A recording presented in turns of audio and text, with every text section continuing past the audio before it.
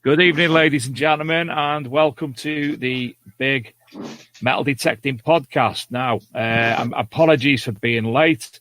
Luke, unfortunately, can't get any reception where he is, Wi-Fi where he is, to be able to do the show tonight.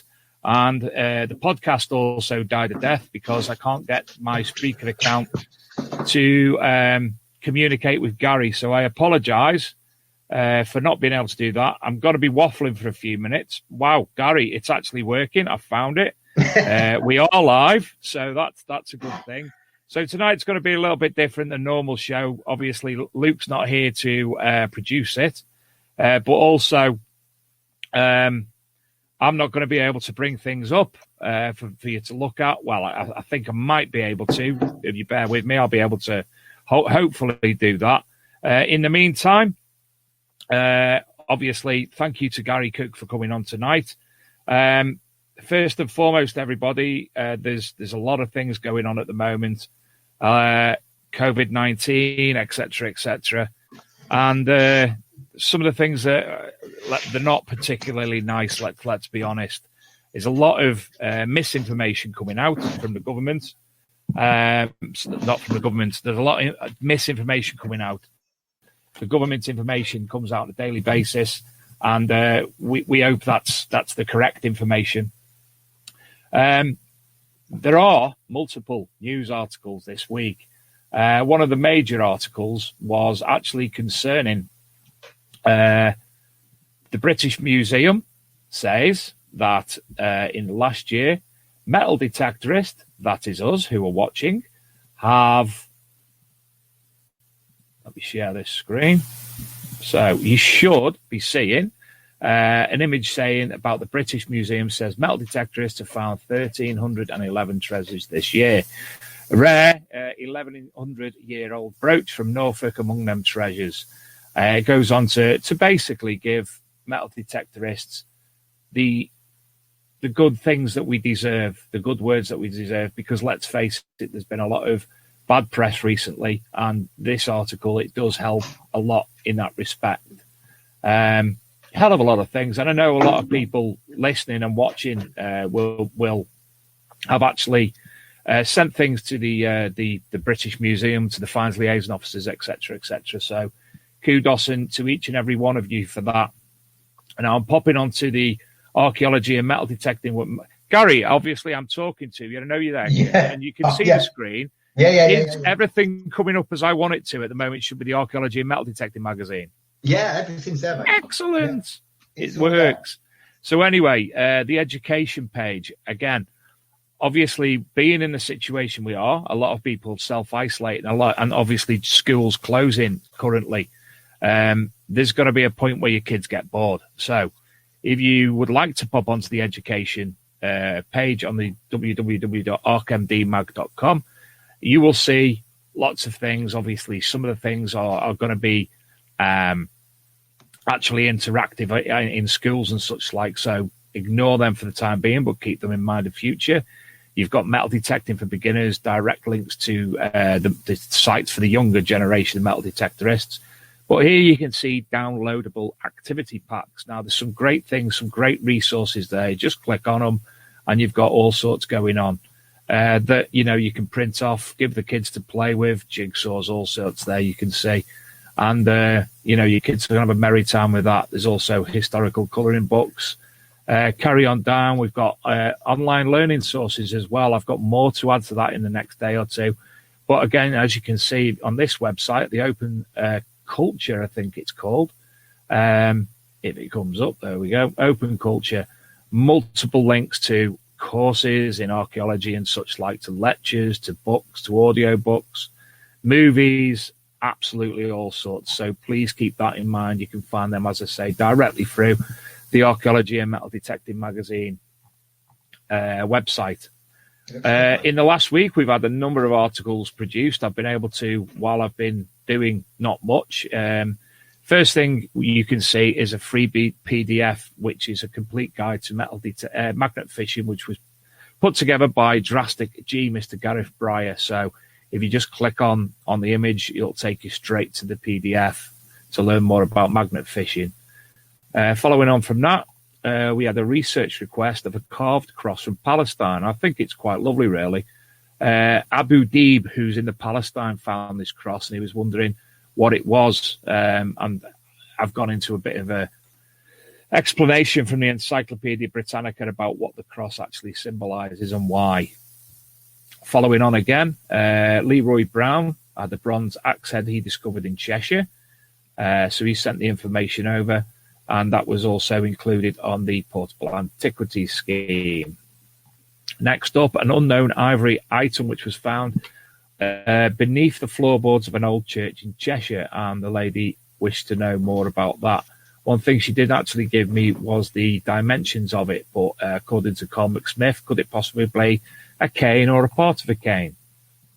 Rushing through these now because I want to speak to Gary. I'm enjoying it.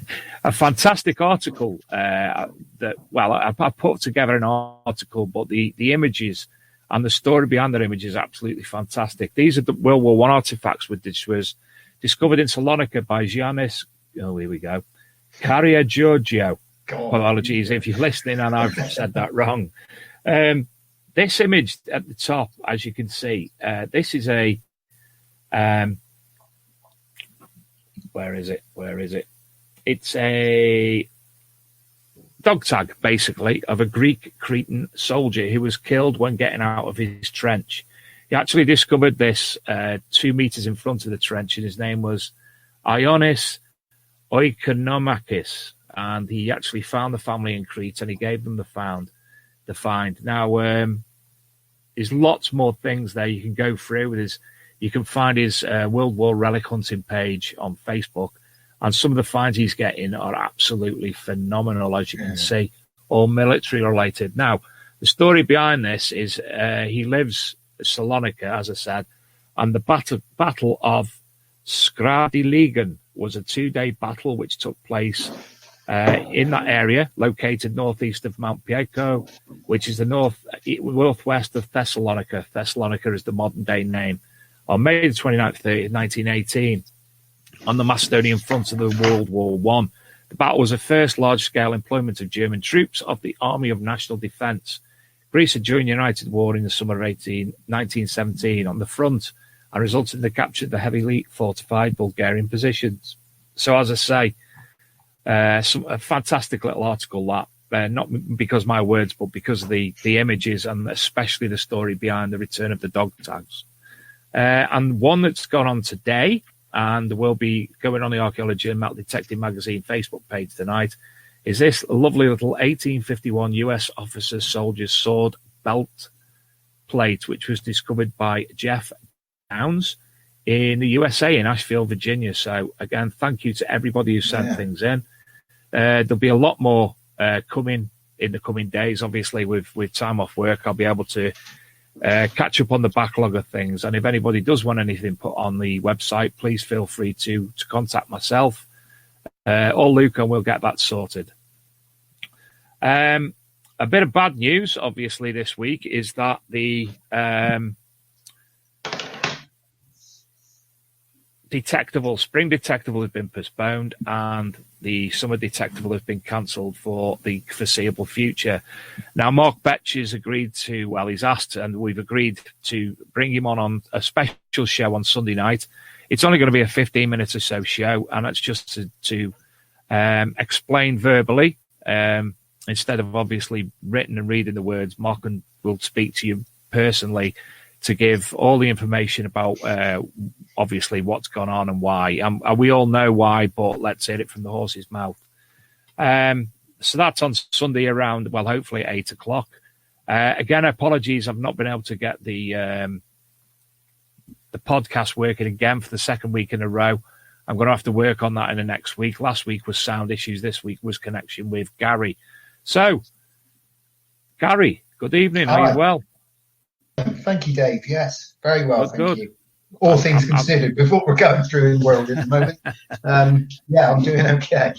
As people can see, I'm flicking around at the moment. I'm trying to actually get you up as the main picture, so I don't know how. You don't want me as the main picture, seriously. Let's try that. Oh, there he is. There he is. I've got him up. This is all new to me. As I say, it's always Luke that deals with this side of things. So I apologise for not being able to suss it right. So we're in uncharted territory then, mate, are we? You've actually seen me try to shoot myself several times in the last 15 or so minutes, haven't you? You're doing a better job than me, mate, because it's me. Honestly, computers hate me. And then I only have to look at the computer and it'll blow up. So that's what I got. That's why I'm married to Lisa for. She does all of that. I tell you, nobody would get booked in on the Rodney Cook if it wasn't for Lisa, because I would just destroy any computer I looked at. So, oh, hey, Lisa. I'm useless at anything like that. You ask one of my friends, I'm rubbish at it. Rubbish. Do you know, I've actually learned, therefore, by playing just a minute ago, playing around with what we've done, I've actually been downloading some of your images before the show of some of your finds that you've discovered in the last few months, to be honest. And you've had some absolutely stunning things. Fair play. You keep popping up on Facebook, and obviously we share all your images of what you've shared, and you come onto the group and what have you. And we can't thank you enough for that, because we love to see what everybody's finding, and you've had a scintillating start to the year. Well, yeah, I detect mainly with a couple of friends, but mainly with a very, very close mate of mine called Steve Murty. And he is, he's a fantastic mate. I've known him for a long time, and we've detected together for a long time. And he and myself, we gained a new permission probably 18 months ago, I suppose now. And it's a huge farm, and it's a massive area.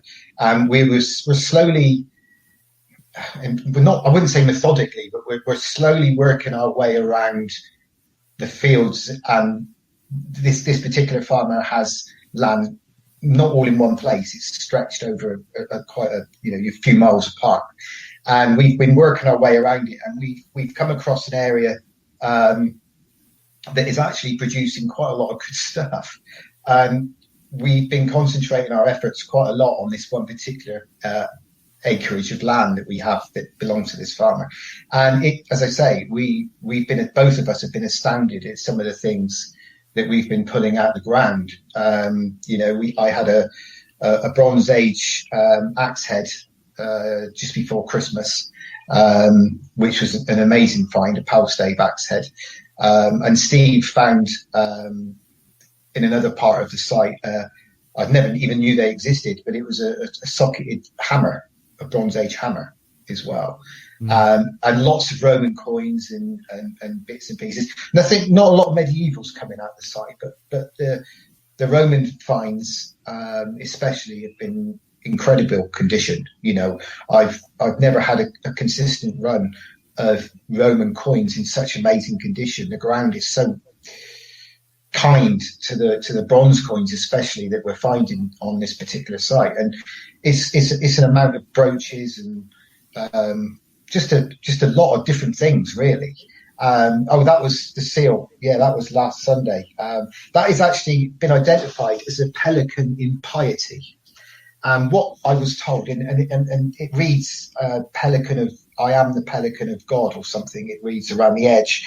And it's apparently in medieval times, when the pelican couldn't feed its young, it would peck itself and bleed and feed its young on its own blood. Almost self-harm. Much like we're going to end up doing ourselves, sure. Yeah, well, we could end up like that, couldn't we? But that was last Sunday. And that's I think I might have it upside down. I'm not too sure with seals. Those aren't really my speciality. I look at it and I think, how do people... How's that? Yeah, yeah, your guess is as good as mine, mate, to be honest with you, because I've been told it looks like a ship. How that looks I thought it was a ship. I really did think it was a ship myself. Yeah. I think the arrow's here. There's the front. There's the bow.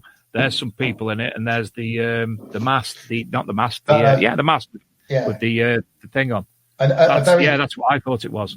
Exactly. But a very kind Facebook user sent me a link to one exactly the same on Paz, and it's actually, as they say, a pelican in piety, and I can see now. I can see there's the birds in the nest, and there's the bird feeding on there. There you go. There's the head and the body. Makes perfect sense. And the pelican is feeding its young its own well, its own body almost. Yeah. And it's alternatively, Gary, you could have found a 2 in 1. You could have found the ship one and the pelican. That's always that. And if you read the lettering backwards, it spells something else. Yeah, that's right. Have you seen you'll summon a demon if you say it backwards. Well, it's a bit like that record, isn't it? Which is meant to read, what is it? Isn't it a Beatles record that they're meant to say John is dead or something if you play it like backwards? that? Yeah. Which he is. Well, he is now. Yeah. No, we've had some. I've had there's some Roman brooches from the site as well. It's proving to be an exceptionally. There you can see the quality of some of the coins that have come out. Stunning. Yeah, and some of them are even better condition than that. Believe it or not. Now, that was a fabulous find with the pin intact as well. Yeah, that's a Latane brooch as well, which is an earlier one, and a Celtic brooch. And that was those hammers I found up in Lincolnshire. That was a Jolly Boys outing. I remember it. You didn't have the weather though. No, we didn't. There was a group of friends from the club, and there was also Sid Perry and Phil Frag Hill, two very, very good friends of mine. And there was us from the Trowbridge Club that I belonged to, a group of mates, and we all went up in minibuses and met Phil and Sid up there.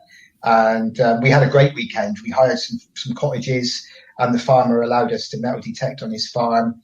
And it was basically a great weekend. We had a few beers in the evening and a couple of nice meals. And we all stayed on the farm. The great thing is the farmer not only allowed us to metal detect, but he had holiday cottages on his farm as well. Yeah. And very kind. That is an exceptionally good find. That was absolutely. I was agog at that one, Gary. Well, I've got some flint ones myself, but when I saw that, they're like chicken teeth, apparently. Bronze arrowheads, which is the crossover between when we're still using flint but moving over to metal. Yeah. And apparently, so I've been told, there's not very many of the flow has told me that there's not very many of those been found. So he was very excited about that. And my images are in no way in the right context. No, it's all right. We've decided to have a mind of their own, just like everything else tonight. That's all right. That's a Saxon skeet or sciata that I found at the new site as well. Which the other side is that one? That's it. You've got it. Yeah. I have been amazed at how many great finds have been coming off of this new site of ours. As I say, we've had the permission for nearly 18 months. Yeah. But circumstances have been crops have dictated that we haven't been able to get onto the site as often as we'd like. And now we can actually get onto that. Oh, that wasn't actually my find. That was one I put up as a comparison to the one right. I do apologise. Reason being is this is the one I'm trying to get to. I don't know what it is, and you haven't actually got an explanation or description. It's a Roman brooch. It's a Roman brooch it's missing obviously this part here, it's missing the catch plate has been flattened over the years, and it is missing. You've gone. Oh, there you go. So you can see it there, and it would have had a bar across the top, with where the spring would have been, which the pin would have attached to, which has obviously been long since gone. But it's a It's a great find. The one before it was actually a lovely little find. That is a military knee brooch, they call it, and that again complete, and it's in an amazing condition, absolutely fantastic. It is stunning. Yeah, and it's got some beautiful little all these bits in it. It's all, you can see it's all perfect. It's quite astounding how it's actually survived in the soil in that condition. It must be something to do with the soil, and maybe the area hasn't been sprayed with chemicals, since the 50s and 60s, where they used to put real powerful, chemicals on insecticides and things onto the fields that would destroy bronze coins and things. We've, as I say, been exceptionally lucky up there. And every time we go up there, we usually find a few Roman coins and a few bits and pieces. And it's a great sight. Hopefully, weather permitting, and we're not on sort of like UK lockdown, me and Steve would probably be back up there on Sunday. But what a great hobby to self-isolate. We could ask it is. I mean, that brings us to the question: what happens now for metal detectorists when we call self-isolation? Can we go into a field? I mean, a lot of people live alongside fields. A lot of people are landowners themselves who metal detect their own land. But can we actually physically ourselves go into a field and, if the police or someone of consequence passes, are we gonna get? Well, it's not at that complete place yet, but what happens? Do we want to go out metal detecting? I think we do. Of course we do, and I think if you're sensible, I think what they're probably going to mean is if you're sensible, if you're showing signs of the this COVID-19, and then self-isolate, stay indoors. But if you're not showing signs, but we're on some form of lockdown in the future, we're not there yet, but I personally think that eventually it will happen. Certainly in London to start with, it will happen. If it follows the model that has been happening in other countries, then yes, we will eventually have some form of lockdown. But I think they're going to be more worried about mass gatherings of people in cities and towns. And if me and Steve are in the Land Rover heading to the farm, and we see a policeman and he says, what are you doing? Well, we're going to the farm. Two blokes in the middle of a field, we could spend the whole day in that particular site and not see another human being all day. Yeah. We're not going to be spreading the virus in the middle of a field, in the middle of nowhere, with the nearest house 3 miles away. And then we go straight home. I can't see them. I think they're going to be more concerned about people in pubs and things, and people getting together in towns and spreading it that way. I think, obviously if you're on lockdown and they say categorically you don't go out, then you don't go out. You have to abide by the law. But at the moment, a couple of guys in a field metal detecting, are we spreading the virus? No, not really. I don't think so personally. Well, then there's the question, Gary. Obviously, as I said before, Mark Betcher's announced that he's cancelled postponed the spring detectable, cancelled summer detectable. Things could progress. This could end up hitting the Rodney Cup Memorial Rally, which we'll come on to more lately. But we've got these smaller rallies who are still promoting and, still promoting up to 60 people. Yeah. Personally, I wouldn't attend. And I know a lot of people won't attend, but I know a lot. Is that right? Well, I don't. First of all, I want to say well done to Mark. He's a very close mate of mine, Mark Betcher. And if he's watching, hello, Mark.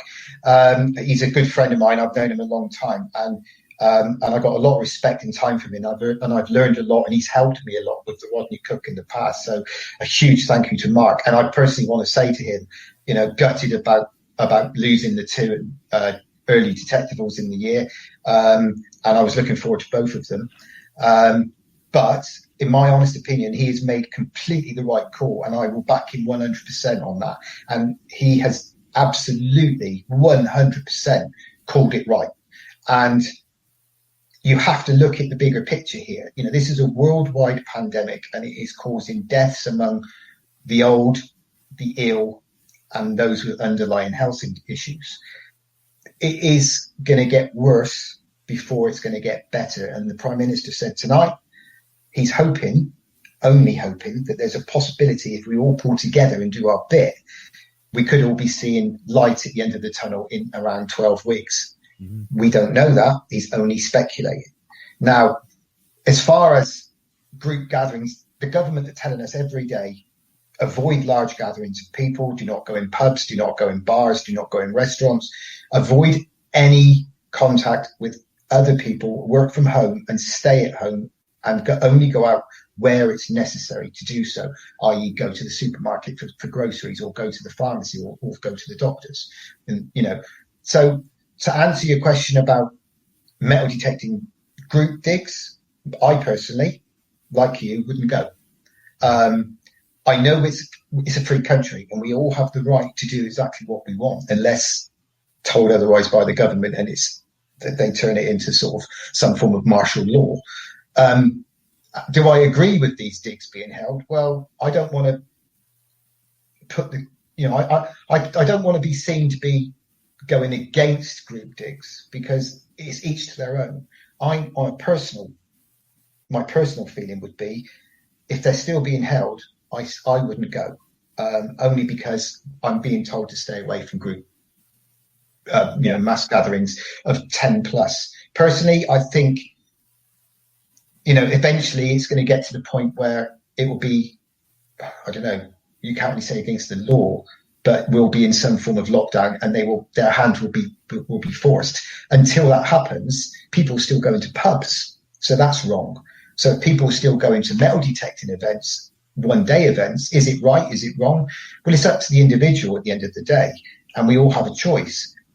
The dig organisers, most of them, it's their livelihood. Some of them don't have another job. So is it wrong for them to lose their businesses because of this virus? Well, there's going to be a lot of businesses people losing their livelihoods, and companies going bust because of this virus. So I would say it's personal choice at the moment, until such time as it's been removed from that. But as it is, personally, no, I wouldn't go, mate. No, definitely not. So what happens next? What do we do? I think we're all in a position where it's difficult for each and every one of us. And I know I have my own health issues. I know multiple other people who've got their own health issues, and I'm sure they'll make the decision not to do anything. So in the meantime, what can we do? I mean, obviously I've shown you the educational area on the website for people to have a play on. There's all sorts of stuff going to be added that in the coming days for obvious reasons, to keep people from boredom. But hey, what else can we do? We can go onto YouTube and we can watch videos. We can look at the best of RCM from last year. There's lots of things you can be doing. You can be researching your sites that you've already got. You can start doing a lot more research. You can even start researching new land, possibly. You can be looking for new areas to try and get permissions on. And you can, at the moment, nothing's stopping you from detecting. You're in the middle of the field on your own, or with at least a detecting buddy.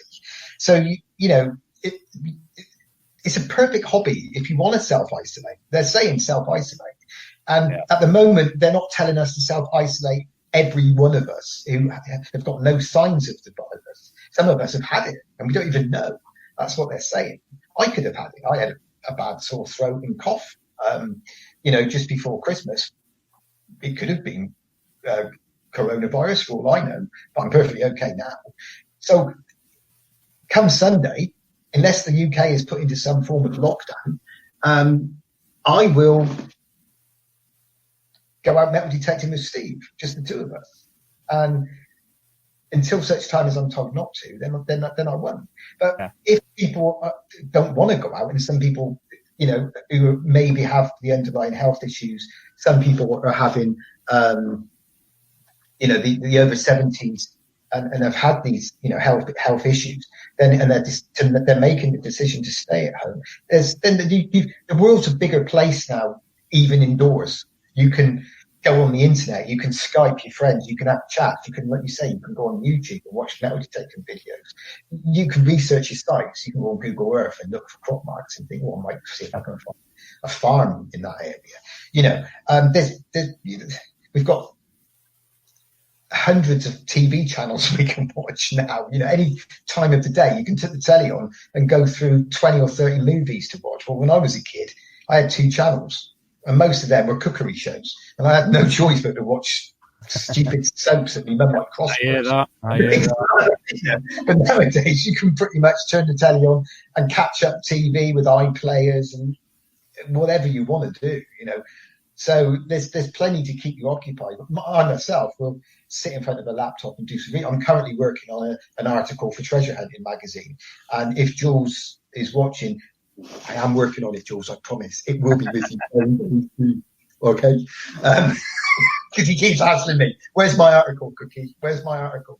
And I'm trying to get it done in between the Rodney Cook stuff and work as well, because I'm soon going to have a forced work from home, because working in sales like I do as a UK sales manager, I've been told by my governor that as of Monday I have to work from home. I'm not allowed to go and visit customers anymore. So it's going to be forced. So yeah, so I'm going to have a little bit more time on my hands with work on Monday, working from home, and I have to be a little bit more self-disciplined, obviously, when you're at home. You do that. I'm even, me of all people, the fat person, I'm even looking at, I've started today, I've been exercising, which is very out of the ordinary. Even took the dogs for a walk. You didn't know what was going on. So I've got to put some effort into that. I've done silly things. I take daily multivitamins and omega fish oil tablets, but I've got some today for the kids as well, just so the kids are getting, what they need. And my wife being a nurse, we don't know if she is classed as a key worker, but we don't know if I do go back to work in the coming weeks, because, hey, kids could be off school as suggested until September. Then who's going to look after the kids if I go back to work? I work at JCB. We shut down yesterday till the 30th. What happens thereafter is still unknown, sadly. So, yes. Yeah. Anyone listening, if you can't get out metal detecting, there's even things as simple as doing step-ups on the bottom step of your stairs. If you live in a bungalow, that'll be a bit difficulty. You'll find a way somehow. I went to, I'm under the chronic pain clinic, Gary, and I went to a physio course, which was a 4-week course with them. And some of the things I learned about the ability to do exercises at home without treadmills, without bikes, etc., etc. I was astounded. So then books are coming out, and I'm actually gonna. I'm gonna make the mental effort, never mind the physical effort, to actually do things like that. So you'll be getting a bill from the missus for having to buy new stair carpet because you'll wear it out because you'll be going up and down the stairs too much. I mean, I don't even know, if all this goes off, I don't know if you can even walk the dogs. Well, that's the thing. But the problem is, I live in Wiltshire, and it's very, parts of it is very, very isolated. And it's like I said, Sunday morning, I'll pick Steve up in the Land Rover about 7 o'clock, 7:30 in the morning. And if he's watching, he's going to have a freak out because he's got to get up early on Sunday morning. Sorry, Steve. So he's going to, but there'll be not a soul on the road. We'll go out to this field, and it'll be in the middle of nowhere, as I've said before. We won't see a soul all day. We'll metal detect all day. We'll come home, and we might have seen, no one apart from ourselves. We're sick of the sight of each other all day.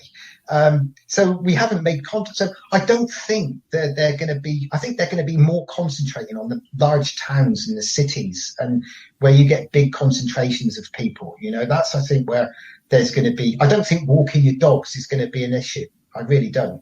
Unless you obviously live in the towns and the cities where you have to walk your dogs in parks with a lot of other people. In which case you have to get one of those doggy treadmills that you can buy. Yeah. And, stick them on a treadmill. Or just stick them on a normal treadmill with a sausage hanging down. That's exactly right. You can do that. Look what I've just learned to do. I'm trying to learn how to use it, and I found I could do that. So there you go. Apologies for tonight's issues. At least we got going on a watered down version, which now is getting a bit better. Any questions I will see in the sidebar and be able to ask. So, Gary, we do have. Apologies. I don't know who it is because the system isn't obviously connecting as I would expect it to. One of the users, as you can see, he asks what time people check in for the Rodney Cook Memorial. If he goes out let's just ask that question so it doesn't get forgot. They can arrive at 12, and the gates won't be open until 12 o'clock. And then once they've checked in, which should be very straightforward. If they're camping, if they want to put their tent up, they can. They've got 2 hours until detecting starts at 2 on the Friday. For the campers, there's a set aside field strictly for the campers only, for the weekenders who are coming on the Friday. So yeah, it's at 12 o'clock. 12 o'clock. Brilliant. I like this one. I'm going to show this one because it made me chuckle. I don't know who it is, but it made me chuckle. There you go. Still waiting for confirmation. Jogging is now banned due to the virus. I wouldn't know what they're talking about. What's talking? Never heard of it. Whoever you are, kudos. Did you ever watch Peter K's car share? That was hilarious, wasn't it? Yeah, when she thought it was taking a dog for a walk. Another one of my things there, just so you know, Luke was unable to get a Wi-Fi connection tonight, hence being able to produce this show. So I'm doing it, luckily being able to do it because the podcast wouldn't connect. So I'm learning as I go on the stream, as you can see by these things popping up. It's not linked. It's normally on Luke's YouTube account. I thought it would come up on my own YouTube account, but again, I don't know exactly what I'm doing, so I'm unable to see if that's the case. So for the people who usually listen and watch on Luke's YouTube site, I apologise for that. But at least, some of you are here on Facebook, and it will be downloaded and re-uploaded onto to YouTube for the future anyway. I totally agree with this Facebook user. Let's just hope we have a rally season this year.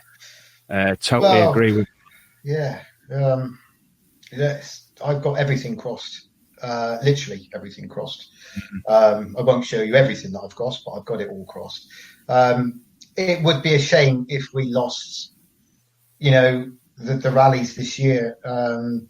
As I mentioned earlier on, with the 2 detectables going, which is heart-wrenching, really. I know how much Mark and Karen and the rest of the team put into putting these digs on for people. And having been doing the Rodney Cook for the last 2 years, I can now fully accept how much work goes into doing a rally.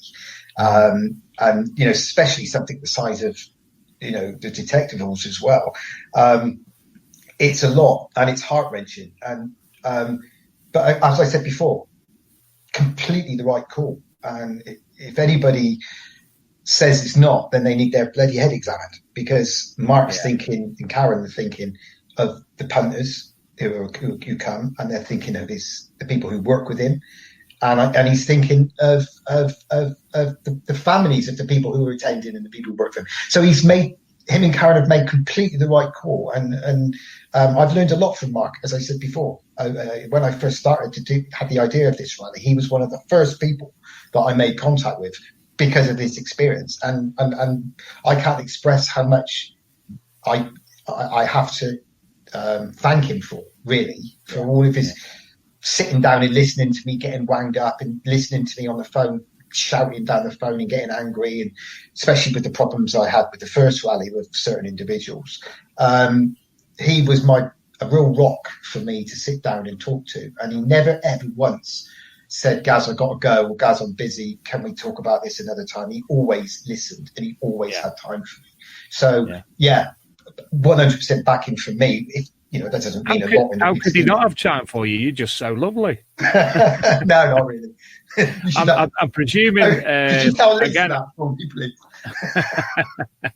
I think this is from Mark himself. He says, "Gaz, before I forget, I want to say thank you for your kind words.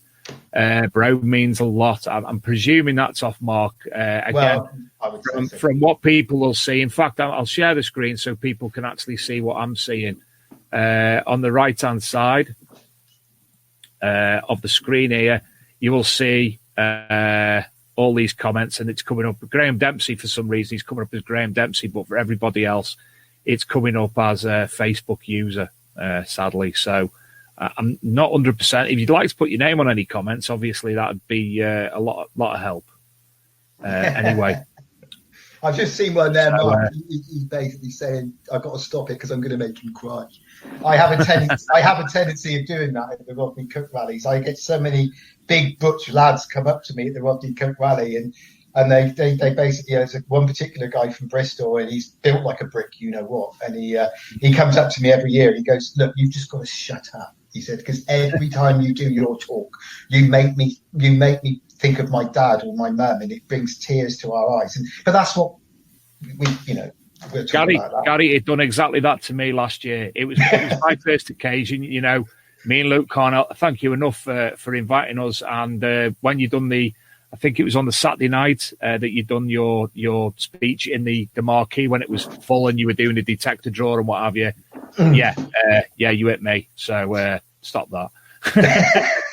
But if it goes to head again, the one thing with the Rodney Cook rally is, I do say, when you come to the event, you have to put up with me talking about why we do the event. And for everybody who's been there for the last two events, they have to listen to it for a third time. But there's always new guys and girls who have come for the first time.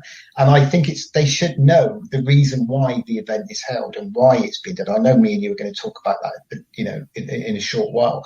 But that is one of the things they have to put up with. If they don't like it, they can leave the tent. And I know I'm known for not shutting up. And that's probably why I'm in sales. But fair dues. I'm afraid with the Rodney Cook rally and why we do it, I'll never shut up, because what we do is such an amazing thing for people that why should I shut up about it? I'm very proud of it. Graham Dempsey, our guest last week, he asked, "Have you had a play of your composite cleaning pencil yet?" Yes, I have, mate, and thank you for sending me one. And Graham's is the latest addition to the Rodney Cook. He will be attending the Rodney Cook rally and demonstrating and selling his new pencil. And yes, I've tried it on a couple of Roman coins, mate, and fantastic results. Absolutely amazing. I never thought the crud could come off and leave. For some of the coins, I'd had no idea there was such an amazing coin underneath it. It's the sort of thing you think, "Oh, I'll bloody put that in my grot box." But with this pencil, it's like coins are coming to life. So fantastic product, mate. And fair dues. Yeah. We asked him last week. Obviously, we were discussing him attending Detectable, but obviously he'll be attending RCM, and we were discussing would he be doing some show and tell, actually cleaning coins and such like. And I can't wait, because my finds aren't as good as other people's. It's generally, I don't get out as much as I'd like. It's generally more modern finds, but from what I tried, they were coming up splendidly. I can't wait to actually see in person what happens with other things. It's a great piece of kit, and as I say,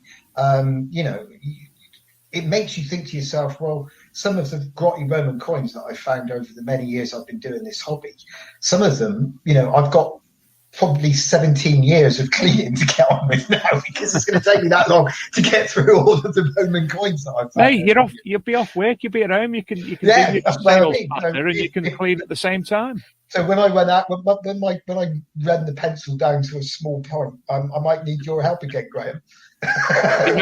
With all due respect, Graham, given the circumstances and everybody staying at home, it would be a perfect opportunity for people to contact Graham and discuss the cleaning kit and the wax, because you'll have your head's going to go with the four walls. You'll have the opportunity to sit and clean the things you always said you'd sit and clean. I will be myself.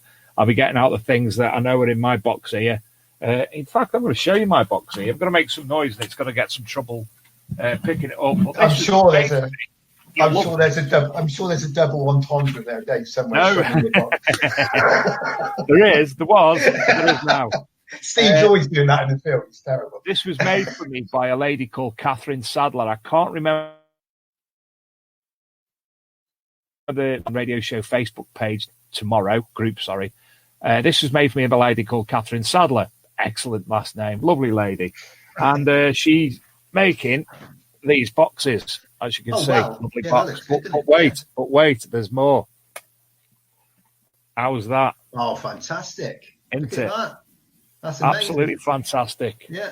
It's full because, and it's all velvet lined as well. It's full because my brother buys and sells stuff, and I've got multiple, and I mean multiple, Queen collections going on. Brilliant. And other things. And there's, as I say, there's stuff that I do want to get into myself. I mean, there's a horse brass there. I can't wait to put. Hey, look, show and tell. I'm not showing and telling because they are crappy finds. Yeah. Hey, look, there's an old saying, isn't there? One man's junk is another man's treasure, and It is. You found it, and it doesn't matter, does it? I've always said that to people. I still get the buzz. My favourite find, we've all got a favourite general find, something that you'll find repeatedly, and you're like, I love them. Musket balls. If I find a musket ball, I still buzz.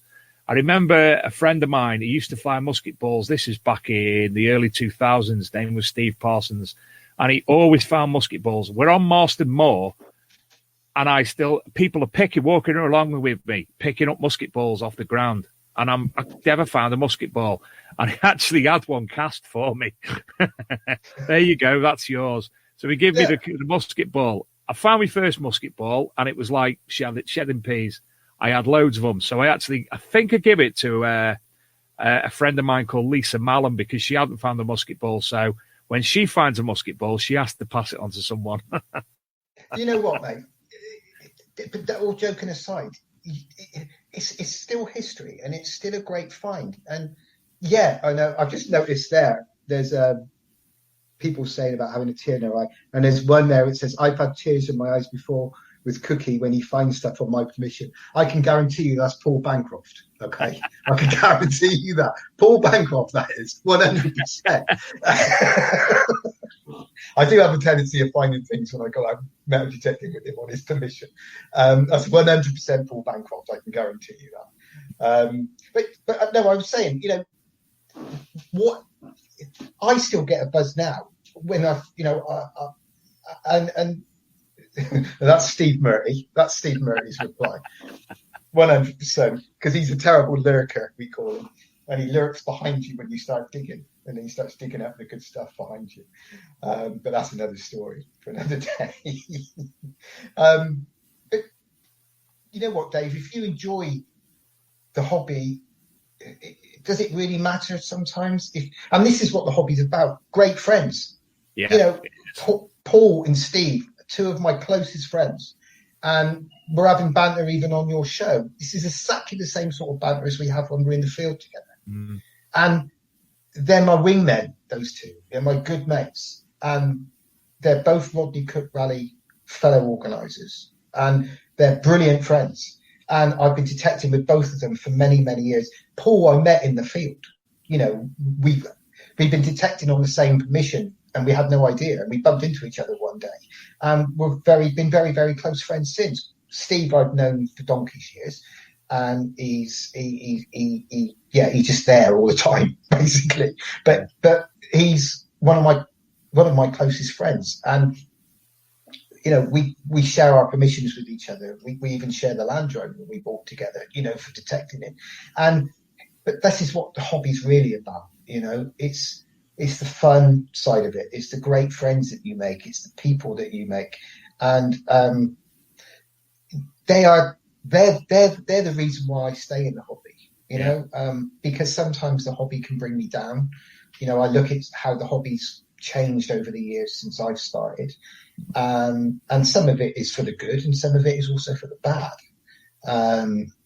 which I won't tend to go into too much. But the hobby has got bigger since I started doing it, and it's got more commercialized. There's a lot more.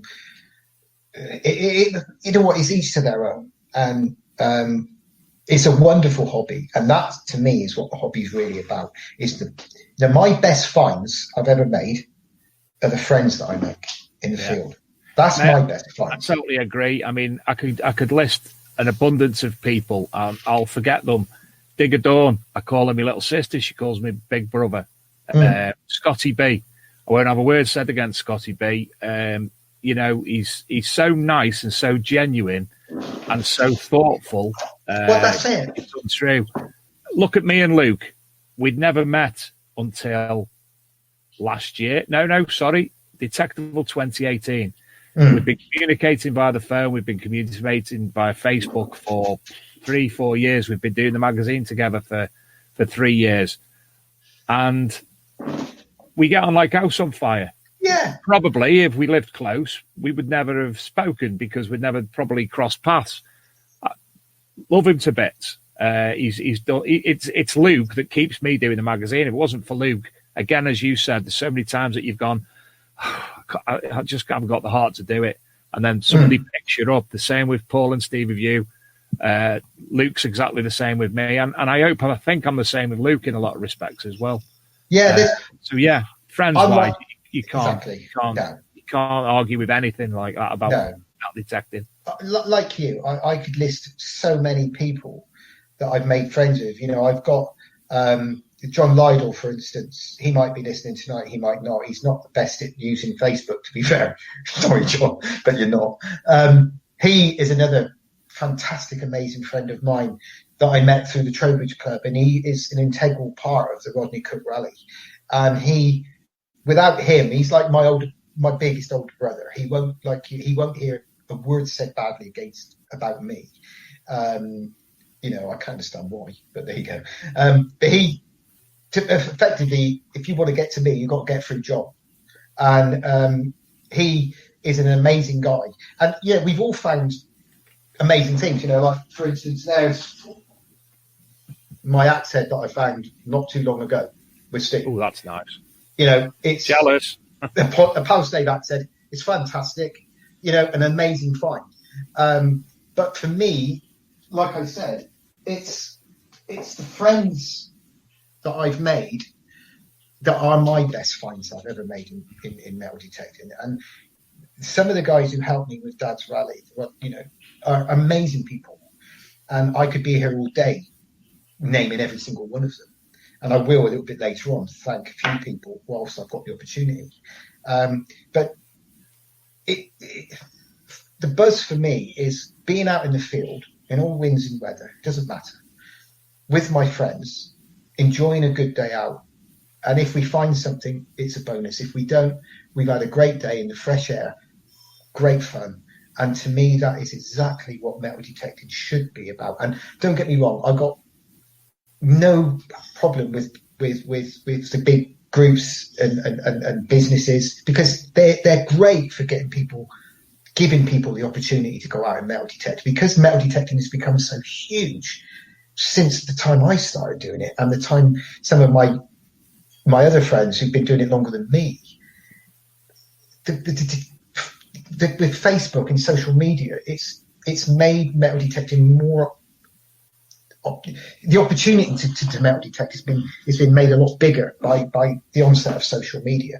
But it's also meant that you can't. It's so difficult to get permissions now. I'm very lucky. I had most of my permissions in place long before social media and Facebook and places like that really took hold. And I'm quite, as you probably can tell, I'm quite an open, easygoing person. I can talk to most people. I do it for a living. So going down a private track that says private road, do not enter with the risk of being shot, whatever the farmers put up there on their post, I will still go down that track and I will knock on the door. But a lot of people, that's very intimidating. They find it difficult to talk to the farmer. Yeah. They find it difficult to knock on that door, you know, and to get the permission. And they find that no, I can't do that. And to be honest, Garrett, I get very anxious myself when I'm in that position. The amount of times I've drove past, I will knock on that door. Oh, no. No. They won't like me. They won't say yes to me. But yeah. Whereas I don't. That doesn't bother me. If they tell me to off, then they tell me to off. If they say, no, I'm really sorry, but we got someone, absolutely fine, you walk away. But then there's always the off chance that you will get a yes. And I'm not saying it's everybody's cup of tea, but that's why these groups are great, because they can help people. Like Mark's Metal Detectives, for instance. You know, he's one of the early ones. And he is he's given the opportunity to so many people who would never, other than that, been able to have gone out metal detecting unless they'd gone to the beach or, you know. So these groups can do so much good in to the normal everyday guy. You know, I can see you reading there and fumbling because you're trying not to laugh as you're speaking. What is that from? Facebook user. Should we look into that? Who was that? I don't know. I've seen the bullet holes in the land. That's me getting shot by the fan as I'm driving up this track. Yeah, that's brilliant. That is very good.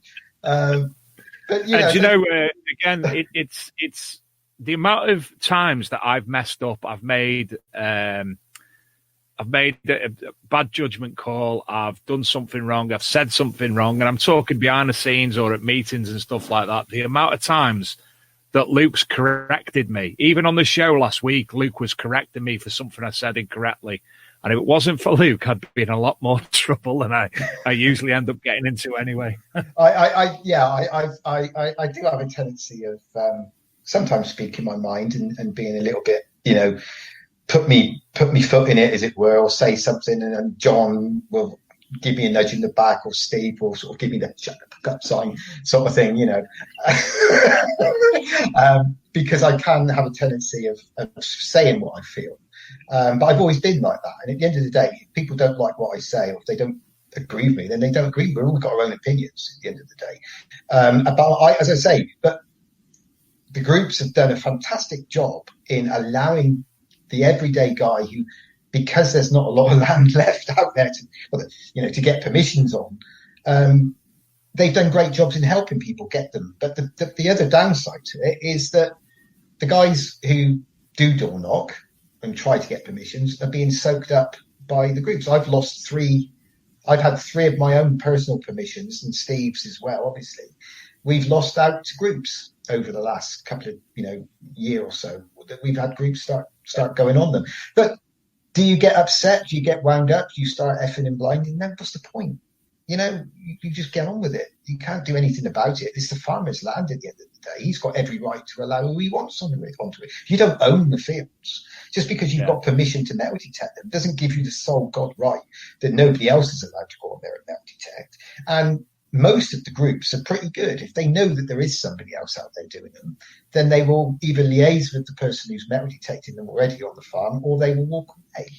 And I'm not saying every one of them is like that. I'm sure some of them will pretend they didn't hear that there's somebody else detecting it.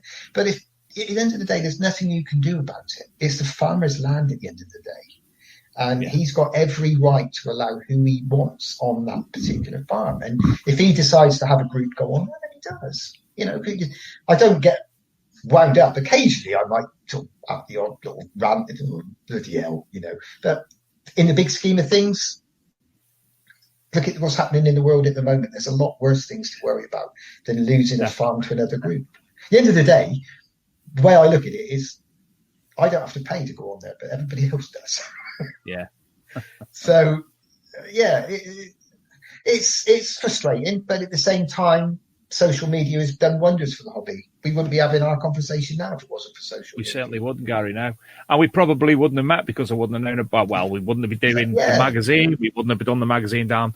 And also, sorry, while it comes to mind, regarding the printed version of the Archaeology and Metal Detecting magazine, sadly, due to the postponement of Spring Detectable and the cancellation of Summer Detectable, we will not be able to go into print because of obviously advertising and whatnot. The advertisers will not be advertising as much. We will not be able to go into print until the next event that is taking place takes place. Instead, what we will be doing is releasing the magazines as a PDF version and placing them on the Archaeology and Metal Detecting magazine website.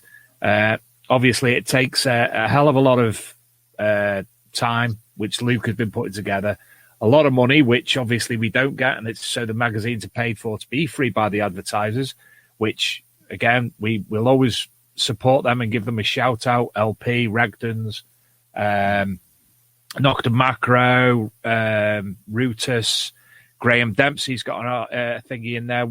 I'll discuss that with Graham in the coming days.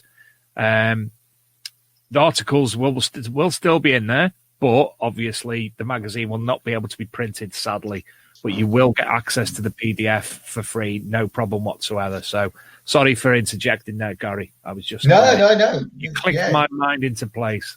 Yeah, no. So the Rodney Cup Memorial Rally, we've alluded to it obviously quite a few times this year.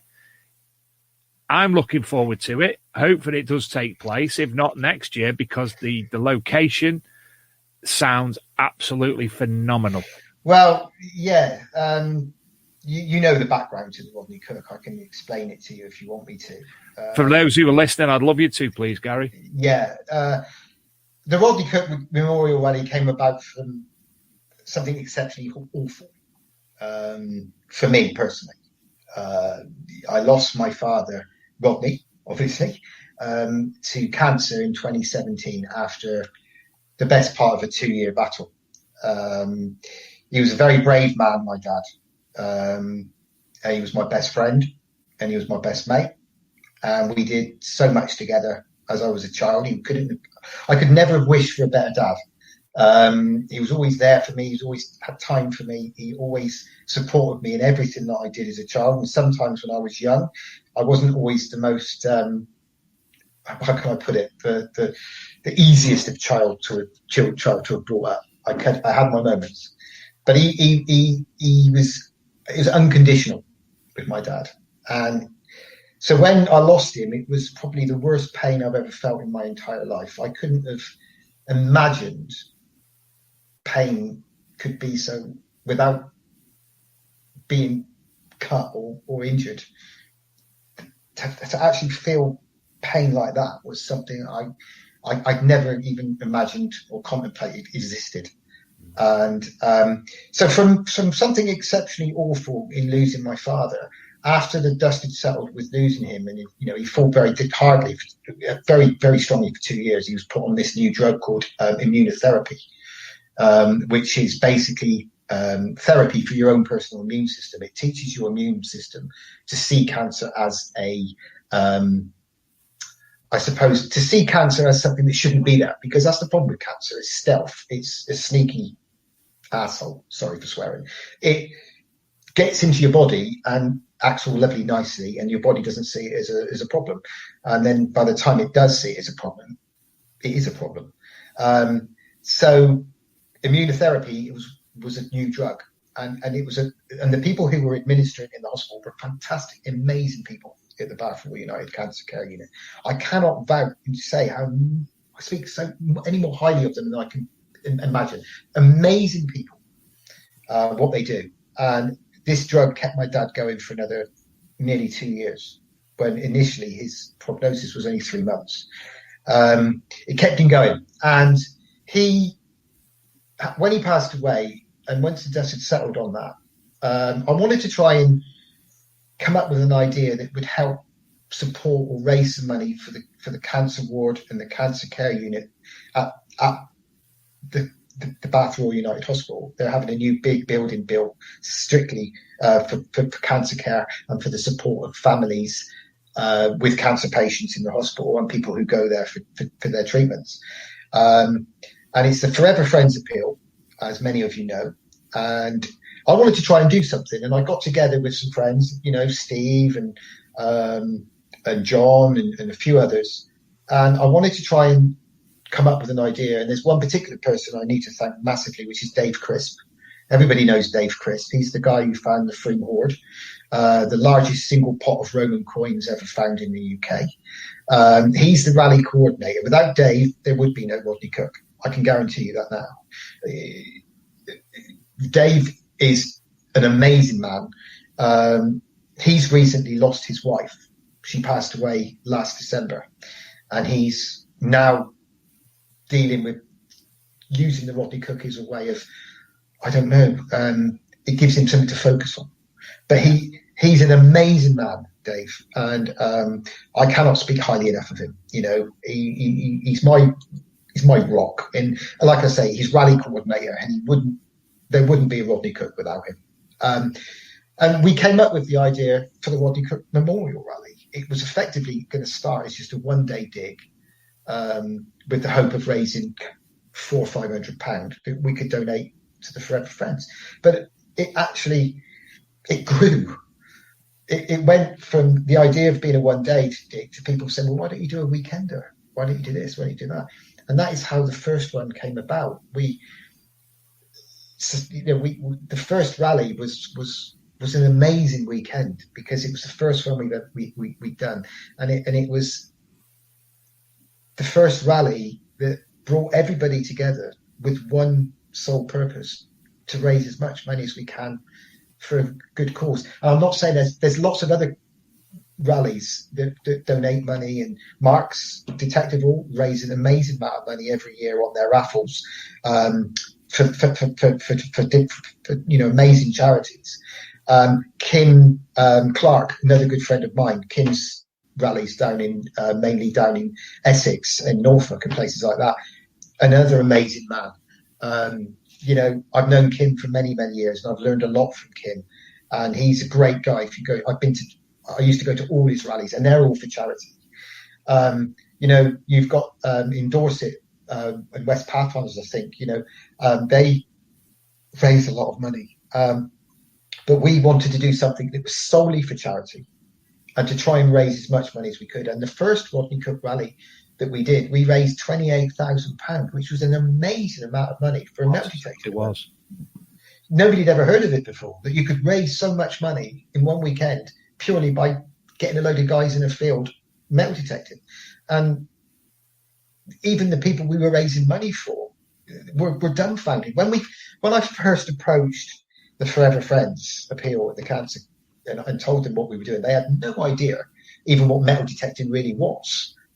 And when I started speaking to the girls there, fundraisers, and they sort of went back to their boss and said, "Oh, we've got a group of people who are going to hold a metal detecting event," and they were all, "Oh right, okay, yeah, lovely. They might raise a couple of £100."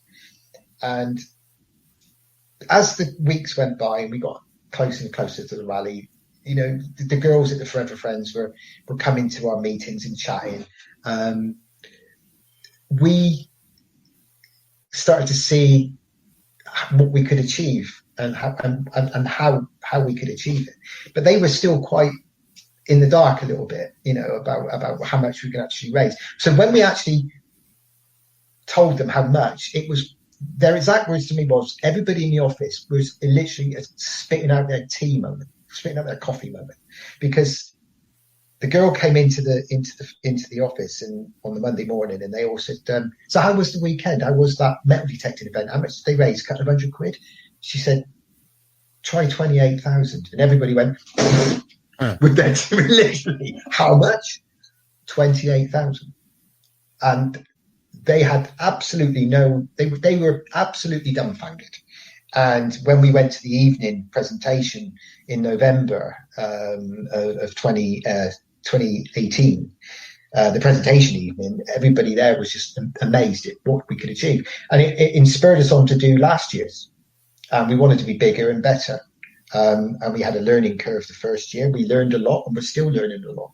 And as I said before, I learned a lot from very good friends of mine who've been doing it for many years. And I sat and listened and had cups of tea with them and took all the advice on board and listened to every one of them to make the Rodney Cook what it is. And we're now finding that, we're getting people from all over the world come to the Rodney Cook rally, Australia, Canada, America, all over Europe, hopefully, and it's an amazing coming together of people. And we don't care what metal detector you use. We don't care how much experience you've got. We don't care if you've only been doing it a week. We don't care if you've been doing it for, we have time for everybody at the Rodney Cook. And it's almost like it's the coming together of a clan of people, a family, to get together and we try to make everybody have a great time. We want to try and install that in everybody at the Rodney Cook, that we're there for one reason: to help other people who are suffering with cancer and help the families of those who are suffering with cancer. And last year we did split it up in a couple of other charities as well. We split it up between Click Sergeant, which is cancer, leukemia in children. And we also gave some money to a charity called I think it's Starlight. And organise things for families of children who were suffering with cancer and terminally ill diseases, and it allows them to go on trips of a lifetime, Disneyland with the family and things. And that was solely because the grandson, Luke, of one of the other organisers, Ray Case, his grandson was suffering from leukemia. And if any of you went to the Rodney Cook Rally last year, you'll know exactly who I'm talking about, and you'll remember the piece in the marquee where we showed everybody the beads.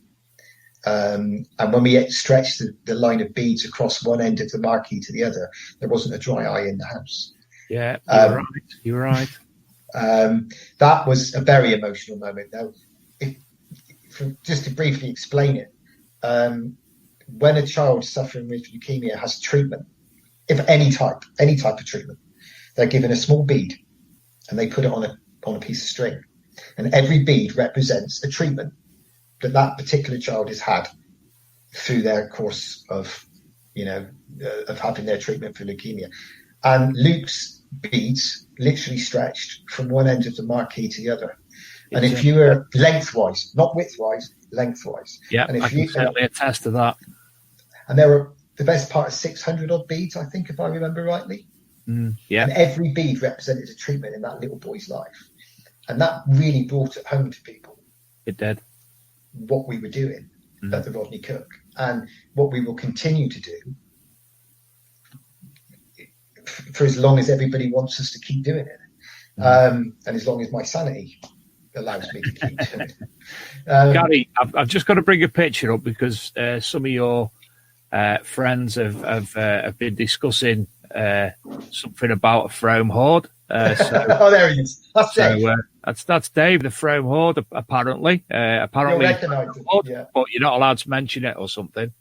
No, but the in-joke at the club is he doesn't like to talk about it very much because he loves talking about it, absolutely loves it. And he's got every right to talk about it. He found it, I think, in 2010. And he was detected in a field local to where we all live. And he came across a very iffy signal, and the rest is history, really. Best part of 53,000 coins in one pot. Fantastic. The largest single hoard ever found. There has been a couple of others, I think, which were bigger, but they were in two separate pots. Dave's was in one massive pot. We were looking at the RCM rally to actually be able, one of our early editions, not the one where I forgot to turn the microphone on, one of the other podcasts, we were actually able to speak to Dave about the whole. Yes. It was fascinating. It was, kudos to him, and best wishes to Dave. Fantastic. A very, very, very good orator as well. He's wrote a book about metal detecting. Yeah. A beginner's guide to metal detecting. He doesn't like to talk about that either. And he's, I think he's still writing his second book. Apparently, we're all meant to be in it. He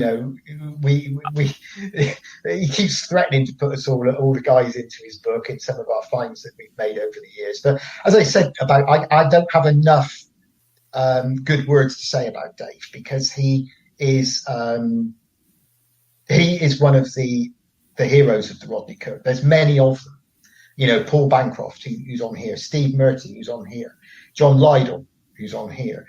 Everybody at the Trowbridge Metal Detecting Club, they're all on. Brent, another friend of mine, Brent, he helps out. There's and one of the biggest ones I've got to say is Lisa, my wife, because none of you would be booked in without Lisa. Lisa spends all day on a computer. She works in a school, and so she's on a computer a lot during her working life. She comes home and she gets in front of the computer and she starts booking people in, and she is an amazing lady. I know she's my wife, and I've got to say that, otherwise I'll be in trouble. But what she does for the Rodney Cook is amazing. She gets everybody's questions answered. She gets them booked in safe and sound, and she basically tells the rest of us, what we can and cannot do. And Dave coordinates us, and it all works we're all different in our own different ways at the Rodney Cook. And what we do, but there's one end goal for why we do it, and that is to make as much money for cancer as we can. Last year we raised £36,500 in one weekend. Fantastic. And it was split. And this year, if it all happens, we're going to break 50. Yes, we're all keeping our fingers crossed, obviously, for the Rodney Cook this year. And we're all in uncharted territory, aren't we, at the moment? Every one of us in the country is in uncharted territory. We've never experienced anything quite like this before. So we're all hoping and praying that it soon goes away. It's going to get worse before it gets better. I heard Boris Johnson say tonight that he's looking at, hopefully, if we all club together and do our bit, there could be light at the end of the tunnel after 12 weeks. Look, we're still nearly just under 6 months away from the Rodney Cook. We're still just under half a year away from the Rodney Cook and Mark's main detectable. So a lot can happen in 24 hours with this virus, let alone 6 months. We haven't made a decision on whether we're going to go ahead or not with the Rodney Cook at the moment. At the moment, we are definitely 100% on, I should say. I worded that wrong. We haven't made any rash decisions yet. There's plenty of time to make a decision if things start to go belly up. Now, if things continue the way they are with this virus, and by later on in the year, it isn't looking very good, I will make a decision to cancel and postpone the Rodney Cook 100%, just like Marcus had to do with the early detectables. I will not hesitate. I will pull the plug on the Rodney Cook this year. I will not put myself and my family and my fellow organisers and their families and everybody who attends the rallies and their families at any form of risk by holding the Rodney Cook this year if I think for 1 minute it will cause an issue. And I will also refund, not me personally, we will refund anyone if it's cancelled. What we will be able to do is we will say to people, your ticket is valid for next year. If we have to make that awful decision and call it off, then all tickets that have already been booked and paid for will be validated for next year's event, because we will just be at the same place that we were going to be at this year. Everything will be exactly the same. It will just be in 1 year's time. So everything is in place to hold it at this particular site. And I'll talk a little bit more about the site in a minute. But for the time being, everything is okay. And as I say, we will honour the tickets for next year if we have to cancel. And if anybody can't think that far ahead, think, we don't know if we can make it next September, they can have their money back. And we will also say now, categorically, if there's anybody out there, if the Rodney Cook is continuing, but if there's anybody out there who decides that they don't want to come to the Rodney Cook rally because of the virus, we will refund anybody who wants their money back, because it's a charity event at the end of the day. We're not in it to make money, and we're not a business. We're a charity, and we are making money for the charity. And if there's anybody out there who feels unhappy about coming to the Rodney Cook this year, if it is going ahead, and they're still unhappy about coming, they have no problem whatsoever. They just make an email to us, and we will refund them their money. Of course we will. It goes without saying. And on top of that, if anybody wants to keep their ticket and use it for next year, obviously they have that option. So we're covering all bases. We're giving people the option. We're not going to turn around and say, tough, it's not refundable, because there's this sort of circumstances, you have to have a little bit of give and take. And as I said before, we're not down that, we're not in that position yet. We're still 5.5, nearly just under 6 months away from having to, make a decision on anything. So for the time being, the Rodney Cook is still on, unless it's taken out of our hands, or we're in no better position than what we are. If it's the same position now, then I won't, as I said before, I won't hesitate to cancel it, Dave. I really won't. Well, have you noticed I've learned how to do something else while we've been talking? I've got another one that's going to come on in a minute. I see. Right, yes, we knew you meant CMD. We hide that one, and we show that one. You'll see that one is actually the Facebook web address for the Rodney Cook Memorial Rally 2020 page. Obviously, just look on Facebook, Rodney Cook Memorial Rally 2020, and all the information, all the updates, everything else that you'll need for their RCM rally will be in that group. I'm sure every single thing that you know will be there, won't it, Gary? Yes, yeah, everything that you need is there. We're obviously only an email away as well. Everybody knows the email address, charity.detectingevents@hotmail.com. We do post quite a lot up on Facebook. I have been banned from over posting on Facebook in the last month or so. I was on a bit of a Facebook ban. I think I overdid it a little bit. What was the email address? Sorry, Gary. It's charity detecting event, charity detecting event, all one word, at hotmail.com. Okay.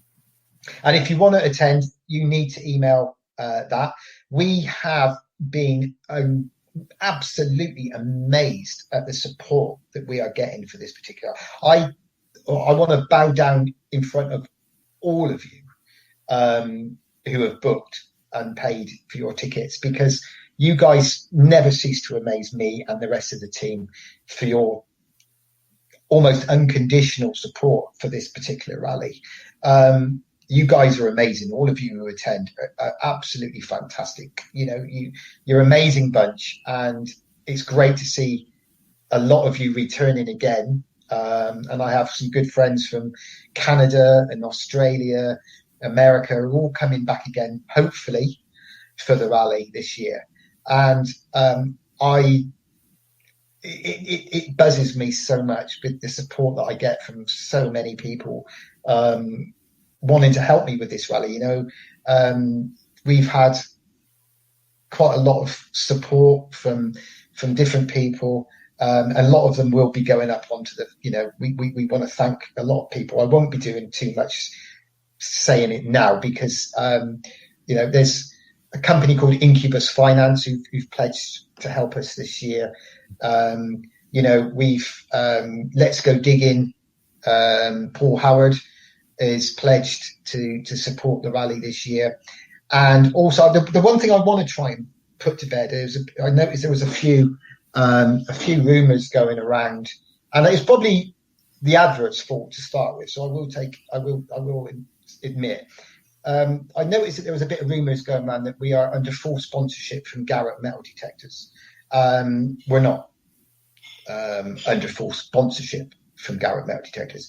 Garrett Metal Detectors have supported the rally, and they've supported the rally massively this year. They wanted to help. I've always said there's a massive difference between sponsorship and support. You know, sponsorship means that you can have a tendency of being dictated to. You're being told what you can and cannot do, or you're being told they would like this or they would like that. We're not sponsored by anybody. At the Rodney Cook, we have supporters. We're an independent rally, and we are run independently, and we run the rally how we see fit. And we have supporters of the event who want to help us raise money for the charity by supporting us. And Garrett wanted to do a little bit of support, and they will be bringing over their team of YouTube guys. You all met them at Detectival. They're hoping to bring them all over, and they will be at the Rodney Cook. And obviously Garrett will be at the Rodney Cook via Regden Metal Detectors anyway, along with XP, because Regden will, you know, they're the importers for Garrett. And XP, again, will be at the event. So I wanted to try and put to bed the rumours that I've noticed, you know, were being sort of, and it might have been, as I say, I take, when we did the advert, a little bit of a responsibility for that, because I noticed that in the advert, the terminology was using sponsorship. So I removed, when I noticed that had gone up, I removed it with the word support, which should have been there in the first place. So yes, I apologise completely if anything that we did led people to believe that we are under full sponsorship from Garrett Metal Detectors, because that, and I'm sure Garrett wouldn't want that to be known either, because every manufacturer is welcome at the Rodney Kirk. We're hoping to have a big contingent from Rutus there as well, and Nocta Macro. Dillick is hoping to get over for the Rodney Kirk. She has expressed an interest in attending. And I feel free to openly invite all of them for their kind donations of raffle prizes. Minelab will have pledged to support again. XP have pledged support again.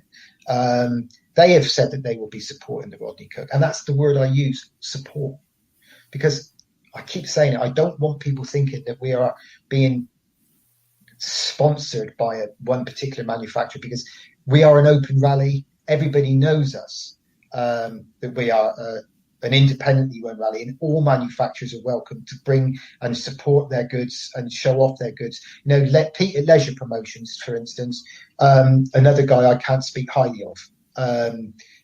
He supported the Rodney Cook rally right from the very beginning, and he will be there again this year. And Pete, as a lot of people know, is a very, very good friend of mine, and he will be supporting the rally again this year. And he will. Pete is one of these guys who likes. He'll hate me for saying it, but he doesn't look for any recognition at all for the things that he does. He doesn't look for any form of gratitude or having his name shouted out in lights. He does it because he wants to do it, and I cannot speak highly enough of Pete Turrell at Leisure Promotions.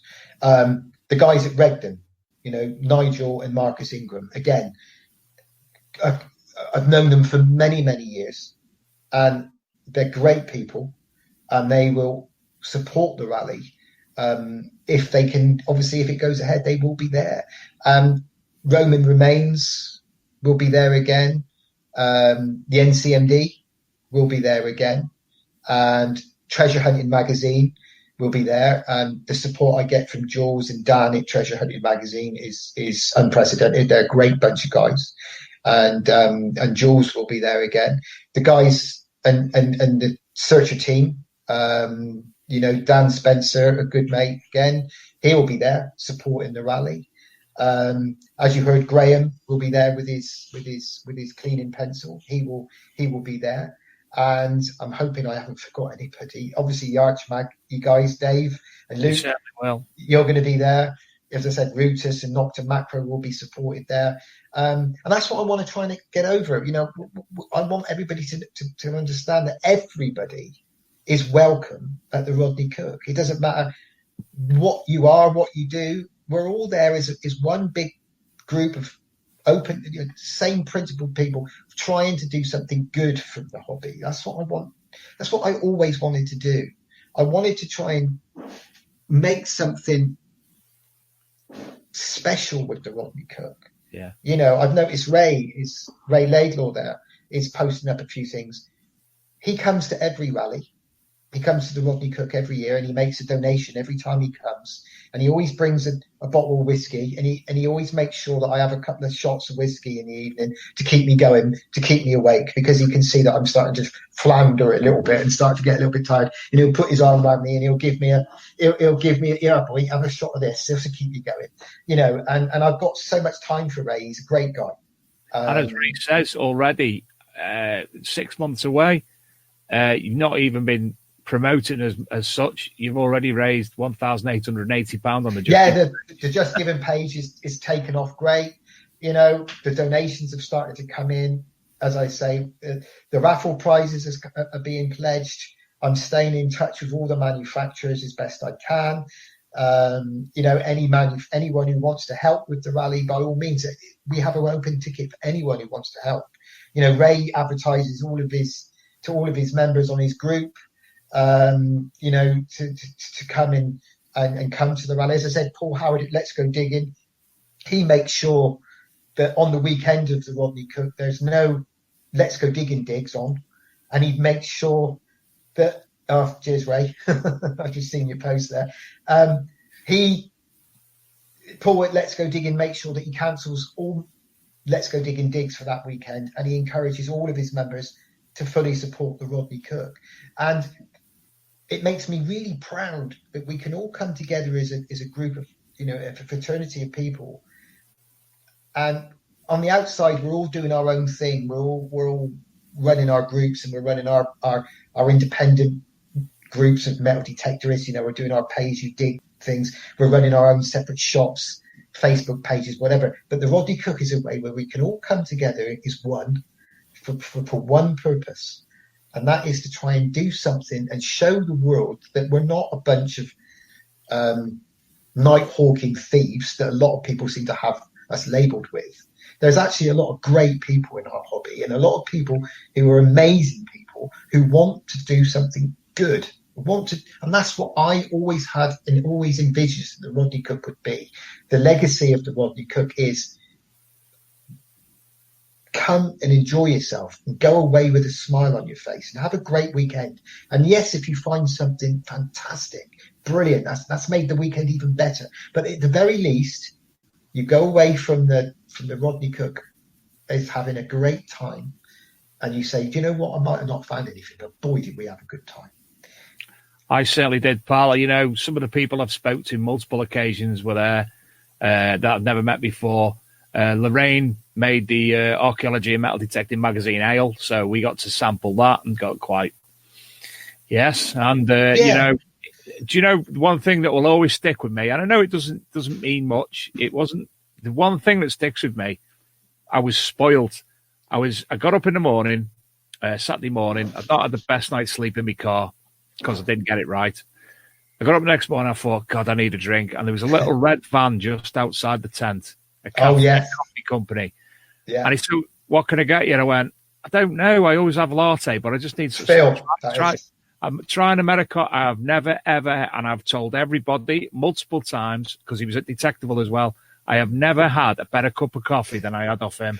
Phil, the Americano, I miss it so much. Yeah, that's Phil. That's coffee to go,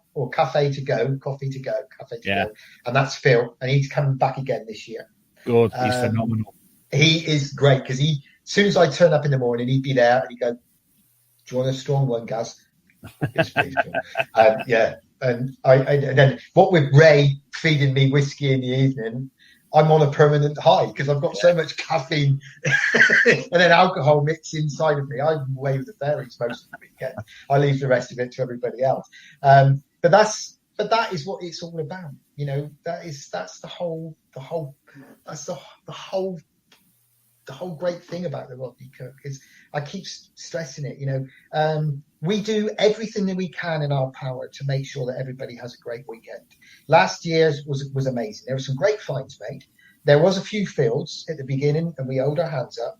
A few moans because a couple of the fields at the beginning had a bit of waste in them, and so what we did was we contacted the landowner who gave us a couple of extra fields, which we opened up because of it, because we felt so strongly about it. But what people didn't realise is that last year's event, we had 45 fields. Wow. 980 acres over the course of the weekend. And yes, a couple of the fields on the Friday had some green waste in them. I completely, yes, there was. But did you know one of the fields that had green waste produced a gold stater? Yeah, I remember. Yeah. And there was a three gold staters found last year. Not all of them got documented because it was lost in translation, and we didn't have managed to get But there was an amazing Saxon. It was almost like a mount, a big mount, and it's now being. I think it's being researched in the British Museum, and it's an amazing find. There was Celtic coins, there was a couple of Saxon coins found, there was plenty of hammered, there was hundreds of Roman coins found, there was some gold sovereign, there was a gold guinea, quite a lot was found over the course of the weekend. And not everybody found, but that's metal detecting, isn't it? that's you pay your man, you take your chance, sort of thing. The one thing I can't guarantee, there's two things I can't guarantee to people, and that's they're going to find something, and B, the weather. Only him upstairs dictates that. Yeah. And we can find some decent land for you, and we can put you on it. And there were some people going away from the Rodney Cook last year, happy as a pig in you know what, because they found a company to do some decent thing. But there were other people who hadn't found. But 99.9% of the people who hadn't found were proper detectorists who knew the score. They know what it's like. They accept it. You know, you can't always find stuff. You turn left in a field or you turn right. And that can dictate if you find that amazing find or you don't. And we can't guarantee it. But we can there's 45 fields, 980 acres. So, you know, but what we can do, and the one thing I do have control of, is the fun aspect of the weekend. You know, we have live entertainment on Friday and Saturday night. We're going to make sure that we do that again this year. You know, we're going to make sure that everybody has a great marquee like we did last year. You know, a really good stage, a decent raffle. You know, the raffles are amazing that we have at the Rodney Cook. So it's fantastic. The generosity of the metal detecting companies and manufacturers and the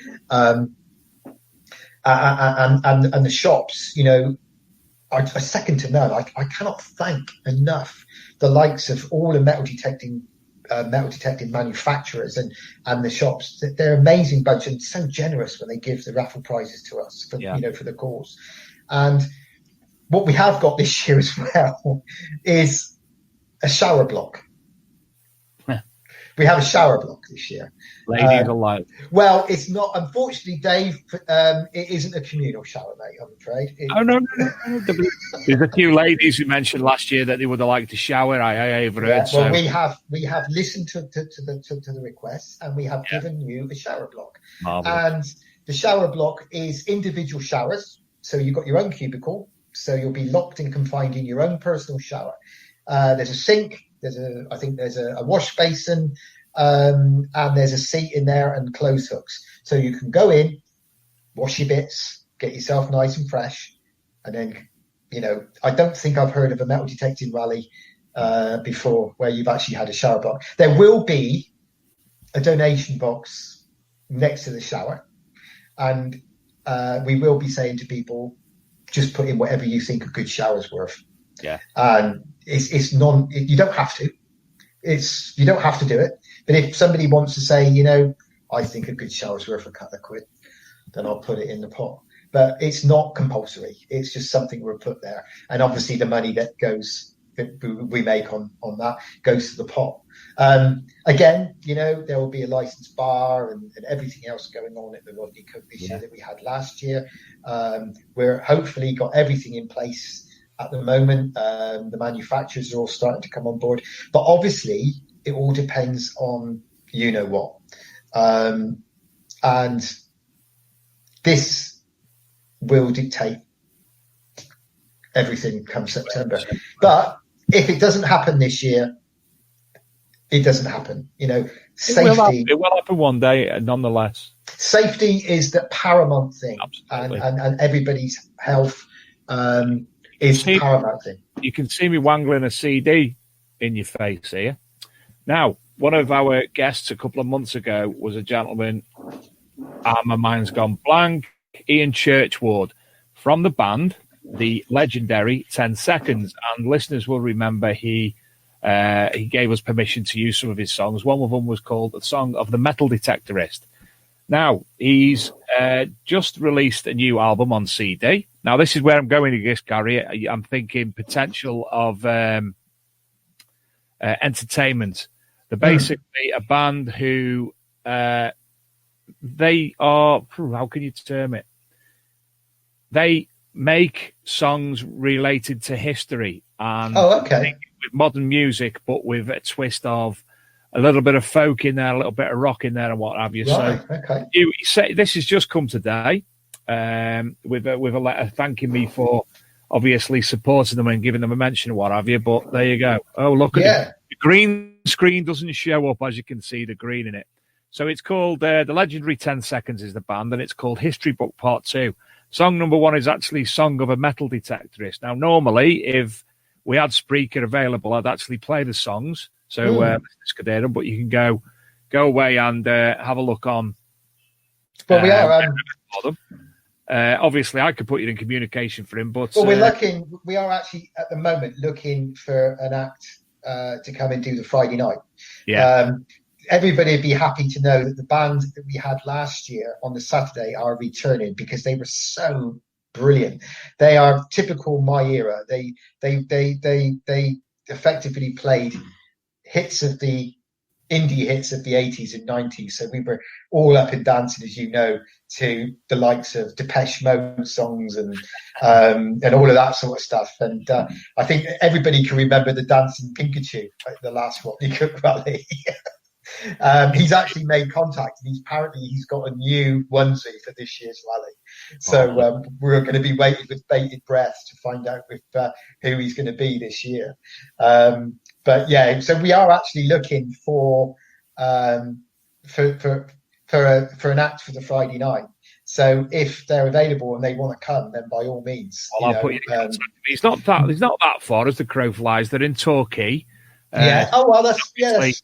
Some of there was several other songs. One was called the Jewel of Middleham. Now, if you remember the Middleham Hoard, yes, it's been in the news lately because the other parish wants the name instead of the Middleham one. They made a song about that as well. And also, if I just pull up my Spreaker account, because I've already got it loaded onto it, the third song was called Driverless Cars, which was also related to metal detecting as well. So there's quite a few songs related. Well, they sound great for a metal detecting rally, don't they? They do. Almost the perfect act to have. And obviously, the names running along the bottom of the screen, you can go and find them on YouTube, or they're even on Spotify, actually, so you can listen to them on Spotify. Yeah. Ray's put up the information. Thanks, Ray. Tell me now, how many tickets do you know are still available? Well, we originally said that there would be 750 tickets, weekend tickets available this year, with a further 100 to 150 day tickets available. As it is at the moment, we have sold the best part of 650. So you really do need to be quick if you want to get on the Rodney Cook this year. We keep saying if it goes ahead, but we're working on the principle that come September, everything that's happening at the moment will have settled down and we will hold the rally. And I'm sure Mark at Detectable is working on the same principle. We'll continue to run as if it's going ahead until we are told otherwise. So if you want to come, the tickets are still available. We still got plenty of weekend tickets available. There is an opportunity where we might be able to increase the weekend numbers. We have got a couple of other big areas of fields nearby that we could possibly use that would allow us to increase the numbers. But the one thing that I don't want to do at Dad's Memorial Rally is overpopulate it. We have a manageable amount of people that we can have, and with those people, we can raise a decent amount of money and people can be spread out in the fields without feeling as if they're confined in a tin of sardines. As a metal detectorist myself, I know what I look for when I go to a metal detecting rally, and being able to go into a field without 500 people all confined in a few hundred acres isn't the sort of thing that I enjoy. So I've learned that as a detectorist, and all my fellow organisers are detectorists, that we know what we would want from a rally ourselves. So we try to install that at the Rodney Cook. So I don't want to overpopulate the rally. We've got probably the best part again of 850 to 950 acres this year of land, I think, with all of it opened up. But obviously that all depends on crops and whether all the crops are off at that particular moment in time. And obviously the weather dictates an awful lot of whether we overbook the amount of land that we have to compensate for losses, obviously. like we all have to do. Yeah. So, and what fantastic location do you have? The location this year is everybody knows it's near Marlborough, and it's not a million miles away from Marlborough. In fact, if people we're telling people when they say, look, we don't want to camp, but we want to stay over in a B&B or a hotel, we're telling people anywhere near or in Marlborough is close enough to the rally. In fact, I personally am staying in the Premier Inn in Marlborough because I'm not a camper. Everybody knows that. I hate camping. I detest it. Each to their own, but I don't like camping. So I'm staying in the Premier Inn in Marlborough, which is close enough to get to the site. The site itself is amazing. The history of the area speaks for itself. You only have to look up the history of Marlborough, and you'll know what I mean. Marlborough had the Roman town of Canetio next to it. There's a couple of Roman roads running straight through the site, and that's where they found the two very big pots of Roman coins that were more than Dave's hoard, but they were in two separate pots. So you've got the Roman town of Canetio. Marlborough dates right back through the Roman period into the Celtic period. You've also got a stone's throw away from the site, the ancient stone monument of Avebury. You've also got Silbury Hill. Everybody who looks at the history of around Marlborough will see all of those landmarks in the area. So, there's a Saxon in Marlborough. It's got very, very Saxon settlements as well within Marlborough itself. So it's a lot of history in the area. And the estate, the farm that we're on, the landowner has assured us they've never had a large club go on. They've never had an organised dig on there. They've never had pay-as-you-dig groups go on there. They have had they did have a guy who used to do some metal detecting many years ago, who used to come and do the odd little bit, but this was a single detectorist, and the guy who owns it has owned it since the 80s. So he's not had any big groups or any clubs or anything like that on the land. He's assured us of that, and he's owned the land since the 80s. And at the end of the day, you can only go by what the farmers and the landowners tell you, can't you? Right, you can't guarantee that you haven't had the odd nighthawker on the fields before because you don't know. But the one thing we try to do is we try to make sure that the land we're going on is going to give us at least a fighting chance of producing something. It doesn't always guarantee it. Everybody who's been in the hobby long enough knows that. Ray, if it's possible, could you put up the information of how people can actually get tickets so we can put that up on the screen? If possible. Just email the email address going across the bottom of the screen there. If you want a ticket, just email that and ask for booking details. That's all you've got to do. There's no normal booking system at other events. No. We have got a website being produced at the moment, which we will have up and running hopefully very soon. But as it stands at the moment, we're very old-fashioned at the Rodney Cook. You just email that address there and request booking details, and Lisa then will send you the booking the booking email, and you just follow the instructions on that, and you're booked in. It's a ticketless event. Obviously, any information forthcoming before the event, whatever it may be, updates, potential cancellations, we will obviously support you 100% and get that information to the masses via. We'll publish posts ourselves, and we will share all the information from yourself, Gary. Yeah, we exactly, mate. You do, and you're brilliant at that. You really are, and we at the Rodney Cook, we are so grateful for what you guys do. Dave, you and Luke, in your support with the magazine that you produce for the rally, and all of the stuff that you do running up to it with the advertising and everything else. There will be, speaking of advertising, there will be an advert running in the Treasure Hunting magazine between now and September. Jules and Dan at the Treasure Hunting magazine support the Rodney Cook massively, and they help us with the advertising for the event. The event will also be obviously advertised in the Searcher mag. Harry and her team at the Searcher mag fully support the Rodney Cook Rally as well. And Harry is very generous with her raffle prizes, just like the Treasure Hunting magazine and Greenlight Publishing are. And she supports, and her team of guys will always come to the Rodney Cook and support it that way. And she will be advertising it in her magazine as well, in the Searcher. And great thank you to her, to Harry and to Dan at both magazines, respectively. So everything that you need to know about the Rodney Cook goes up on the Rodney Cook Facebook page. It's then shared around the Facebook groups. So anyone who needs information, even if they're not on Facebook, can get it through the email. You just email us or message us on Messenger, which I get a lot of. Ticket sales, as I said before, have gone through the roof. The support has been amazing, and it's over 600, best part 650 tickets have gone now, and they're still coming in. Even through this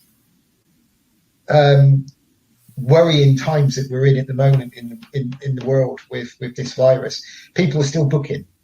We had 2 or 3 bookings today. I wasn't expecting any bookings at the moment because of the virus. People were thinking, well, there's no point in booking because it's not going to be on. And it might not be yet, and it's like, I want to reiterate what I said before, just to put people's minds at rest. If you booked and paid, and for some reason, well, we all know the reason, if I have to pull the plug on this year's event, your tickets will be valid for next year, just like they've done at Detectival and just like they've done at Glastonbury. The tickets will be validated for next year if you want to follow your tickets on for next year. If you don't want to do that, you're entitled to a full refund, and we will refund everybody who decides that they can't think that far ahead, and they will get a refund. Also, on top of that, if there is anybody out there, and if the rally is going ahead, and it continues to go ahead, but if there is anybody out there who's a little bit worried and a little bit concerned about coming to the rally because of the virus, then make yourself known to us. And if you want a refund, we will give you a refund. It is, like I've said before, this is a charity event, it's not a business. So anybody who wants a refund because of these unprecedented times that we're in, you'll get one, guys. Don't worry. You know us all at the Rodney Cook. We're not here to do anybody out of anything. We're only here to help people. So if it comes to it and you're in any way, shape or form concerned about coming to the rally, just tell us and we will give you a full refund. On top of that, we will obviously on site, we'll be promoting, if it goes ahead, we'll be promoting everything within what we can do to wash your hands. We'll be putting hand sanitizer in spread around the site. There will be places where you can, you can go and wash your hands. We're hoping to have all the toilets that we're using have got their own hand wash basins in anyway. So we will promote, we're hoping to get some hand washing stations set up as well. So people will be able to keep themselves clean. Obviously you've got the showers as well. So, you can go and scrub yourself down after a long day in the field. So we will be promoting everything that we can, to make sure that we do everything in our power to help people. As I said before, mate, it's all hypothetical at the moment. It's out of my hands. It's out of anybody's hands. We'll wait and see. We're too far ahead at the moment to make any decisions. So we'll just wait and see what happens in the coming months. Well, apologies for the bang then. I knocked something and my mixer fell off. Anyway, Gary, I can't thank you enough for coming on tonight. No, that's fine. Thank you so much for having me, Dave. It's been a pleasure. And thank you to everybody who's been listening. And a massive thank you. Thank you, everyone. Yeah. To everybody who helps me. You give out your thanks now. Yeah. You said you were going to run up some, so you do that now. The list is endless, to be fair. And I'll start with the very important people, the people who attend the event, the supporters of the event, the guys who pay their money and come to the event and support it for the last 2 years, weekenders, and the last 3 or 4 week day digs that we've had. You guys are simply incredible, and I love all of you dearly. I really do. I think you're all an amazing bunch of people, and your support never ceases to amaze me. And I know I keep saying it, guys, but you're fantastic. Then I want to thank anyone within the metal detecting fraternity who comes and supports the event with raffle prizes, like all of the manufacturers. All of them, XP Metal Detectors, Mind Lab, Garrett this year are helping me. Nocta Macro, Rutus Metal Detectors, C-Scope Metal Detectors, they're all coming in and helping. Blackadder Spades, the guys at Blackadder, fantastic group of people, and they're helping me out this year. You've got the likes of Let's Go Digging, Paul Howard, they're helping me out this year. As I say, not many people have heard of Incubus Finance, but he's a metal detectorist who runs this, and he was so moved with what we were doing at the Rodney Cook. He wanted to help in some way, and so he wanted to make a donation and support us by and he has done this year. The magazines, the Searcher and the Treasure Hunting magazine, Harry and Dan, it's Searcher and the team, and a special huge thanks to Dan Goulburn at Treasure Hunting magazine and the Greenlight Publishing, and to Jules Evan Hart, the editor. I love you, Jules. I really do, pal. You're a fantastic guy, and I love our conversations on the phone. We speak for hours on the phone, me and Jules. We really do. We put the world to right, literally, with nearly every time we speak. So Jules especially. You actually get to see him next week because he's next week's guest on here. So I'll come on and listen to him then. I'm sure he'll be he's an amazing guy, Jules, and he's a great person to talk to. Obviously, everyone who supports the rally, Pete Turrell at Leisure Promotions. Pete, I love you, fella. Nigel and Marcus Ingram at Regden's, guys, you two are fantastic, and you are so generous, and you're brilliant people. They're probably not even listening to this, but anyway, I'll thank them anyway. They're incredible people. The NCMD who come and support, Roman Remains who come and support us again. Phil at the cafe, to you, the burger van people and the bar and everything, and everyone else who comes, and then obviously the main group of Rodney Cook helpers. My group of amazing guys and girls who give up so much of their time to help me. My best friend, one of my best friends in the whole world, Steve Murty, John Lydall, Big John, we call him. He's got a heart of gold, and I love you, John, with all my heart. Paul Bancroft, he's a trained paramedic. He was a paramedic, and he does all the driving around the farm and making sure everybody's okay. Obviously, Dave is an amazing man, and the most important person in the Rodney Cook as far as I'm concerned, because without him, none of us would even have running around like headless chickens if it weren't for Dave Crisp. My amazing wife Lisa, who I love dearly, who does all the booking in, and without her support, I would probably be a quivering wreck on the floor. Everybody else who helps me from the Trowbridge Metal Detecting Club, you guys are simply awesome, all of you. Ray Case does all the money booking in.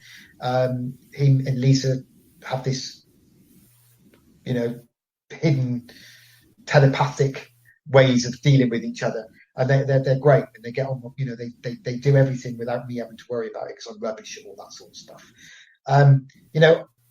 There's a great guy called Neil Cleveland. He's a good friend of mine, and he comes to the rally, and he basically does everything he can to help me at the rally, and he's an amazing guy. Paul Norris comes all the way from Scotland, right out he lives basically as far up as you can go, almost Outer Hebrides type place, and he comes all the way down, and he wants to, rather than metal detect, he wants to help. Paul Norris, and he puts the yellow jacket on, and he spends his whole weekend helping me, and I love him to bits, and he's a great guy. And I'm so sorry if I've missed anybody, but everybody at the club who helps me, Sue and Jim and Alan lots and lots of other people who come and give up their time to help me are just great people. And as I say, anyone else who I've missed, I'm truly sorry if I've missed your name. You all are just amazing. Obviously, you, Dave, and Luke, again, I've thanked you before, but I can't thank you enough, because without all of you and without all of the support from the people who come, the Rodney Cup rally would never happen. And the charity people themselves who we raise money for, they come and help us for the weekend. And also to all of the thousands of people who are suffering with cancer at the moment, and all of the thousands of people out there who we try to help. A massive thank you to you guys as well, because you are the real heroes of the Rodney Cook Rally. You guys who are going through this awful, awful disease, you guys are the real heroes. And this is what we do at the Rodney Cook Rally for you, for any of you guys out there who are listening tonight, who've had some form of cancer yourselves, or you know someone who has, or you had a family member who has. You know what this bloody rally's all about. And that's what this pissing rally's all about. Sorry for swearing. It's about raising money to stop this sick, evil disease from taking anybody else. Because I know the virus that we've got at the moment is terrible, unbelievably bad. And it pains me to think of the people suffering with it and the ones who died. But what we also got to remember is when the BBC is saying 20 more people have died today of coronavirus, what you've got to also remember is there's probably a few hundred people in the UK who've also died of cancer today as well. And that's been happening every day for weeks, for months, for years. It's an evil disease, and the sooner we can get rid of it and dispose of it, the better. And it took my dad, and it took Lisa's uncle, and it took my auntie. And I'm sure there's lots of you out there who it's taken. And your mum. And that's the emotional thing about this rally. And it makes us all think about our loved ones that we've lost. And not just to cancer, to other things. And that is what I try to install, David. I know I rabbit on, and I know I go on a bit. And I know people sometimes say, oh, Cookie, will you just shut up? But no, I won't. Not about this. Because I'm so passionate about it. And I want us all to come together and do it. And if we all do it together, we can smash last year's total. And I'm hope and pray to whatever God you believe in, is the once great Dave Allen once said. Pray to whatever God you believe in, and I hope he goes with you. And I hope that the rally does go ahead, because it will give us a chance to beat last year's target and raise as much money as we can to get rid of this sick, evil disease as quickly and as possible. And that's all I want to say, really. Huge thank you to everybody. As Steve Murray would say, Gary. Well, Gary, honestly, it's been an absolute pleasure to speak to you tonight. You too, mate. To end the show, I'll start with the parish notices.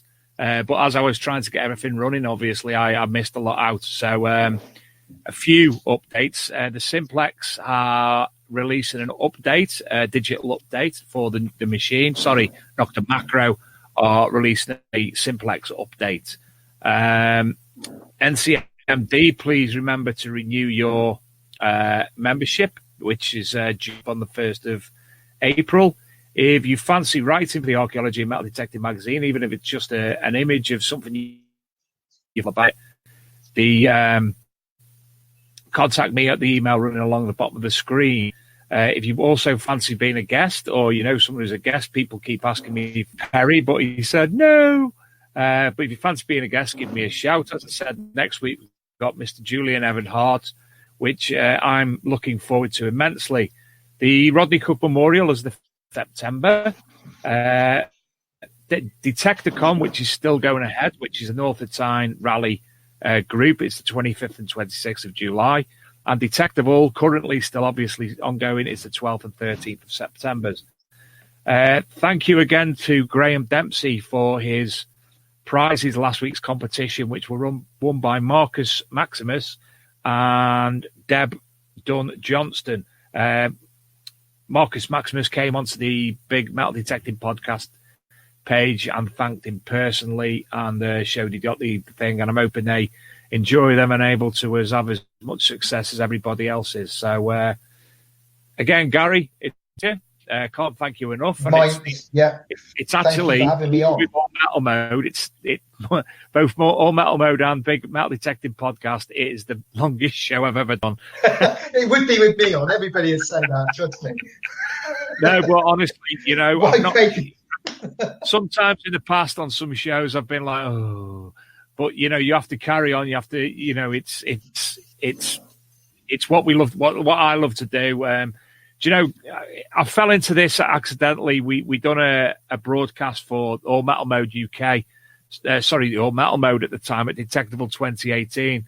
And Mike said to Luke, do you think David come on in the future as a guest host? So, which I did. Mike, unfortunately, had to stop doing the All Metal Mode UK podcast. So me and Luke discussed it. And, this isn't about fame. This isn't about fortune or anything like that.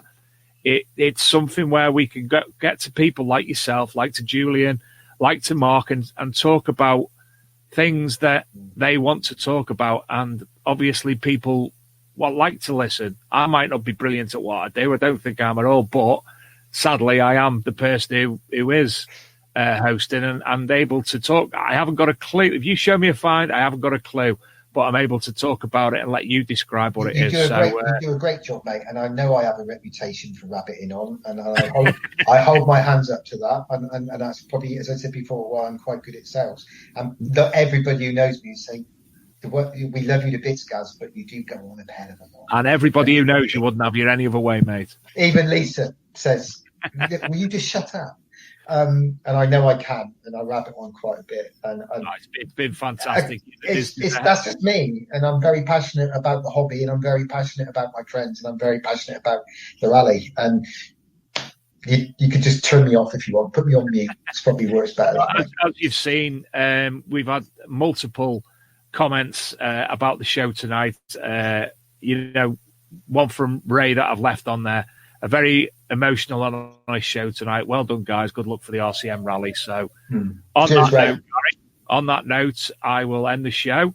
As I say, next week we've got Julian Evanart. I will try my damnedest because I'm off work to fix the issues with the podcast. Don't forget, we will be coming live at a special 15 minutes or so broadcast on Sunday night with Mark Betcher, so he's able to discuss with you face to face everything that's gone on with the postponement and cancellation of the detectable events. Ladies and gentlemen, it's been an absolute pleasure. Gary, love you. Thank you very much. Take care. I love you all, guys. Thank you so much for all your support. Take care, everybody. And I'll end the broadcast if I can see how. Take care. Take care. Bye.